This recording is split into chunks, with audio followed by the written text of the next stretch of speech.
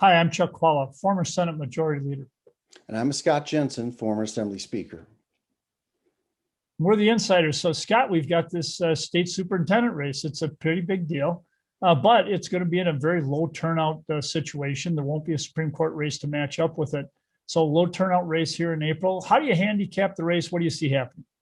Well, Chuck, I think you put your finger on the first key point about this race, and that is that it will be a low turnout election. And historically, those low turnout nonpartisan elections in April tend to be dominated by older white voters. That's the crowd who shows up. They tend to be right of center, and that often affects these races. It's why Republicans have done so well in the races for Supreme Court in Wisconsin. It's a favorable ground on which to compete.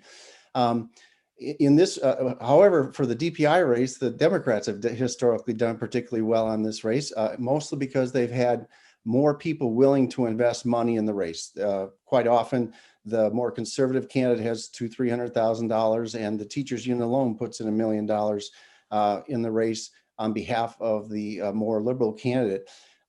This time, I don't think the teachers union has that much money, or other Democratic groups, but I don't think there's going to be a lot more from conservative organizations either. We've got two candidates, both with experience as public school superintendents. Deb Kerr has got 40 years of experience in public education. I think she's really focusing her race on two things. One, getting kids back in school, and two, getting politics out of education. And the education races like this one. Her opponent has unabashedly run as a progressive, has welcomed all sorts of endorsements from the left and the support of the teachers union, which she's got, and they're up on television helping her out. So I think this is going to be a very close race. I think for anyone to suggest to be a blowout, I don't think they're looking at what the electorate is like on April 6th and how closely matched these two candidates are. Well, never to be, it is the insiders, and we are both political types, but my gosh, to characterize it as all sorts of endorsements from the left. Let's be clear about this, and Scott said it early on, and that is that the Democrats tend to support the progressive person, and the Republicans have supported the other side. And in fact, Deb Kerr went from having a progressive campaign manager, and that campaign manager quit, saying, well, now it's a Republican-Democrat race, and we can't win against the more progressive candidate here, so Deb Kerr then went and goes off and says, well, I'll go the Republican route. These races have become just as partisan as the races that have a D or an R behind them, or Wisconsin Supreme Court races, which have become very partisan. And I find that unfortunate, both in the education field and in the Supreme Court. And there's a reason we put those on the spring ballot, to keep them from being partisan. Now that's gone. In fact, I don't know why we have spring ballots anymore. Why not put it all in the fall ballot?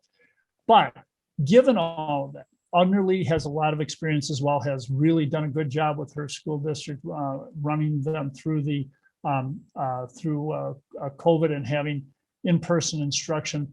I think at the end of the day, the state Supreme Court races, yes, have gone largely Republican, but this race has gone consistently, not just often, but consistently toward the more Democratic version. And I think people want their public education to be taken care of. And I think that's the route this will go. But Scott is correct. With these low turnout elections, they are certainly races that tend to create a more conservative electorate. And it is possible that with the change that's come about with Donald Trump and the change in the way people view elections, it is possible that that could be a difference. If I had to handicap it, though, I would go with the history here. I think that Underly will probably win. Kerr has some other issues, which we don't need to get into, but there are some issues extraneous to this that she's had problems with on social media and all, and those things tend to get some currency in a small turnout election as well. So if I had to predict, I think Underly by a decent margin, but Scott makes some good points about why it might not be that way. Well, we'll see. Both you and I end up sort of portraying this in a partisan light, and I think a lot of the media is doing that as well. Interestingly, both candidates are Democrats, so it's not like there's a Republican in the race, but that is the lens through which a lot of people are viewing this race. Probably unfortunate, and perhaps part of the reason that Deb Kerr would prefer that we take politics out of education. But we'll see how it turns out on April 6th. People should vote. It's an important race. It is. See you next time.